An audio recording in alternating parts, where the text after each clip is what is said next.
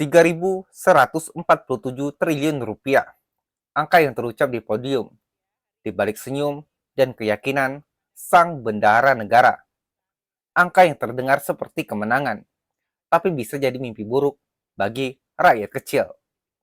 Sri Mulyani, Menteri Keuangan Indonesia, kini membuka wacana baru, mencari sumber pungutan cukai tambahan demi mengejar target ambisius di tahun 2026. Tapi mari kita jujur, siapa yang akan menanggung beban ini? Apakah para koruptor yang menggerogoti uang negara? Atau lagi dan lagi, masyarakat biasa yang setiap hari sudah dihantam kenaikan harga?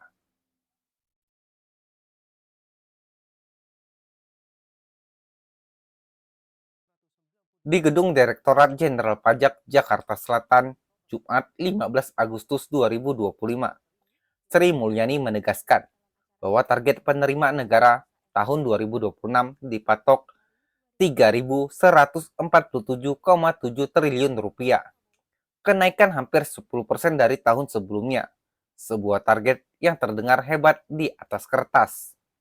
Namun jika dibandingkan dengan kinerja nyata selama 3 tahun terakhir, pertumbuhan penerimaan negara hanya 5,6%. Bahkan tahun 2025, pertumbuhannya diprediksi nyaris stagnan hanya di angka 0,5%. Jadi kembali kita bertanya, dari mana pemerintah akan menambal selisih besar ini?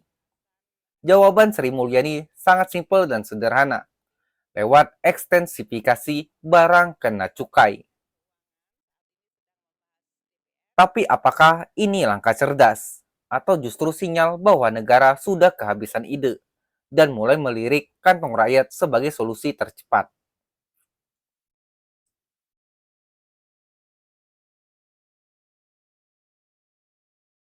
Barang kena cukai atau BKC dulunya identik dengan rokok dan minuman beralkohol.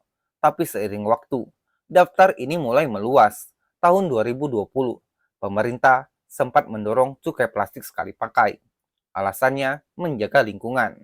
Tahun 2022, wacana cukai minuman berpemanis kembali dihidupkan. Alasannya untuk menjaga kesehatan publik. Tapi mari kita telisik lebih dalam. Apakah benar demi lingkungan dan kesehatan? Atau hanya alasan manis untuk menambah kas negara? Nyatanya, rencana cukai plastik ditunda berkali-kali, bukan karena peduli rakyat, tapi karena khawatir menghantam industri. Rencana cukai gula juga menuai penolakan keras, terutama dari pelaku UMKM minuman dan makanan. Kini, di tahun 2025, wacana ini kembali hidup, tapi Sri Mulyani tidak menyebutkan barang apa yang ditargetkan. Dan disinilah tanda-tanya besar mulai muncul. Apakah rokok elektrik, plastik sekali pakai, minuman berpemanis, atau bahkan barang konsumsi rumah tangga sehari-hari yang akan menjadi korban berikutnya?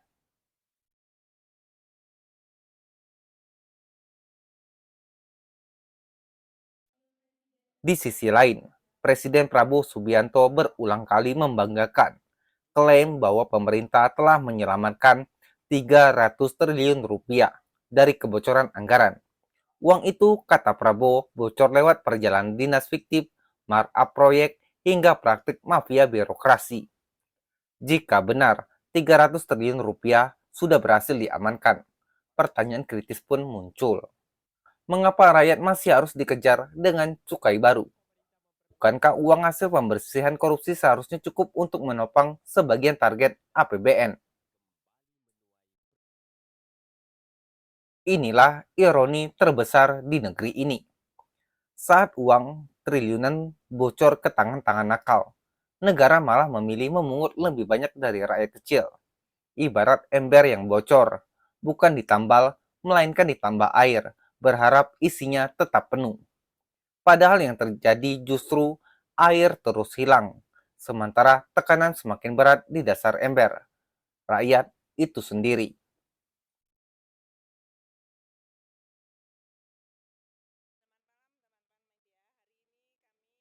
Di atas podium, kebijakan terlihat rapi. Sri Mulyani menyebut akan memperkuat sistem perpajakan digital, join program pertukaran data antar lembaga, hingga Simbara untuk pengawasan minerba. Bahkan disebut ada intensifikasi biaya masuk, kebijakan biaya keluar untuk hilirisasi, dan pengawasan ketat barang kena cukai ilegal. Di atas kertas, ini tampak seperti strategi menyeluruh, tapi di lapangan, rakyat sudah kenyang dengan janji-janji indah yang berakhir sebagai panjangan dokumen. Penerimaan negara tetap bocor, mafia pajak tetap eksis, penyelundupan tetap marak. Lalu siapa yang paling mudah diperas? Jawabannya, ya rakyat biasa.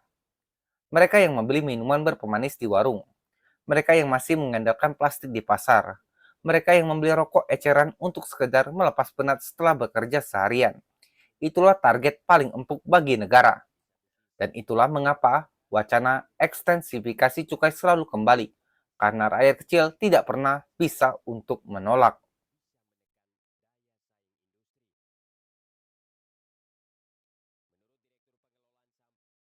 Target pajak 2.357 triliun rupiah. Target penerimaan negara 3.147 triliun rupiah. Angka-angka ini terdengar sangat heroik, tapi di baliknya ada risiko besar. Rakyat yang akan semakin tercekik. Pemerintah boleh menyebut ini strategi menjaga stabilitas, tapi bagi masyarakat kecil, ini berarti harga kebutuhan naik, daya beli turun, dan jurang kesenjangan makin lebar. Sementara itu, kebocoran, korupsi, dan pemborosan anggaran masih belum tuntas. Apakah ini artinya negara memilih jalan pintas dengan membebani rakyat, daripada berani berhadapan dengan para perampok uang negara? Jika jawabannya iya, maka kebijakan ini bukanlah jalan keluar, melainkan jalan buntu, yang lambat laun bisa meruntuhkan kepercayaan rakyat pada negara. Lalu bagaimana menurut Anda? Apakah cukai baru ini solusi adil untuk menambal APBN? Atau hanya bukti bahwa negara sudah kehabisan cara? Tulis pendapat Anda di kolom komentar. Dan jangan lupa tekan like, share, serta subscribe agar investigasi kritis seperti ini bisa terus hadir di layar Anda. Stay waras di dunia yang semakin gila.